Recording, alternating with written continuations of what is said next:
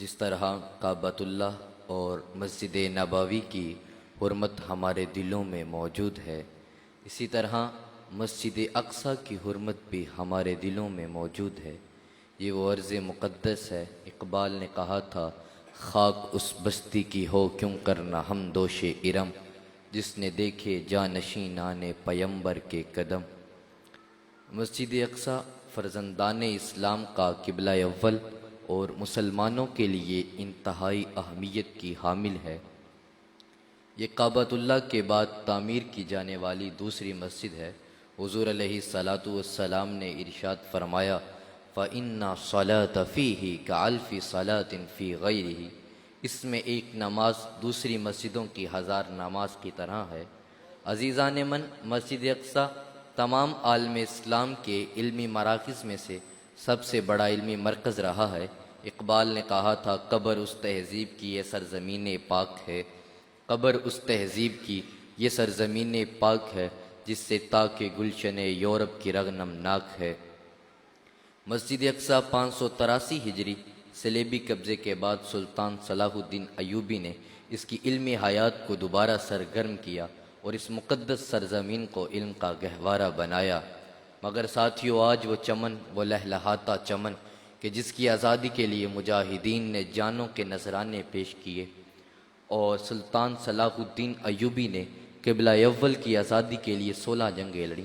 اقبال نے کہا تھا، اے مسلمان ملت اسلام کا دل ہے یہ شہر، سینکڑوں صدیوں کی کشت و خون کا حاصل یہ شہر۔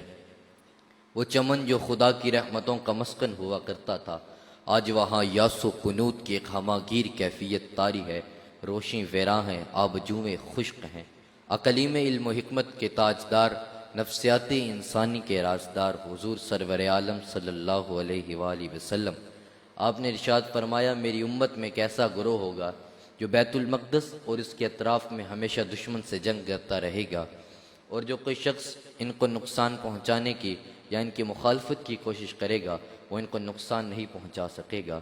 اسی طرح ساتھیو، آج بھی دشمن جسے یورپ کی مشینوں کا سہارا ہے، اہل غزہ پر آتش و آہن برسا رہا ہے، مگر وہ مجاہدین اسلام مولا علی کی شجاعت کے وارث، امام عالی مقام کے جانشین، اپنے وطن کا قرض اتارنے اور حضور علیہ الصلاۃ والسلام کی بات کے مصداق میدان کارزار میں نکلے ہیں۔ اقبال نے کہا تھا، اللہ کو پا مردی یہ مومن پہ بھروسہ، ابلیس کو یورپ کی مشینوں کا سہارا۔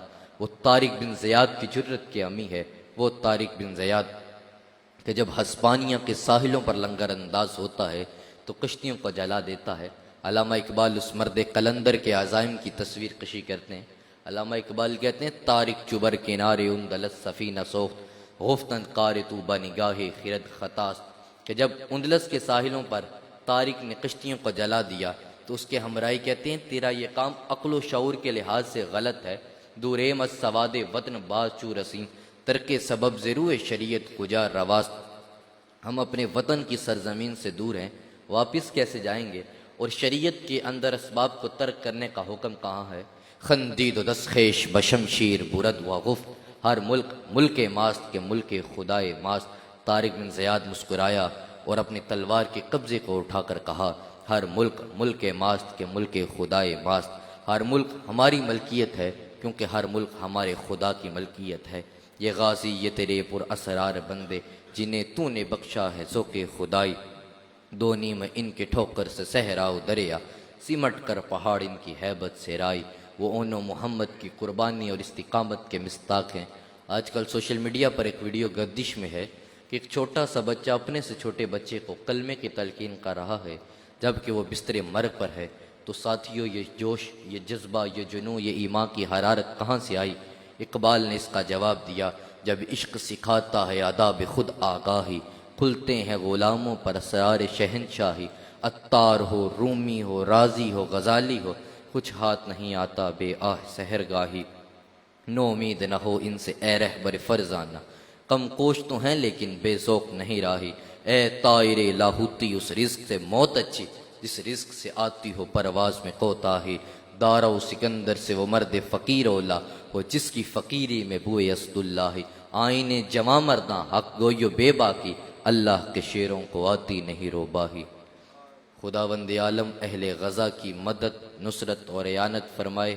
ساتھیو، پیر صاحب کہتے ہیں جن میں جرت ہو اترتے ہیں وہ میدان میں نصیر، جن میں جرت ہو اترتے ہیں وہ میدان میں نصیر، خاک اتنے جنہیں میدان سے ڈر لگتا ہے۔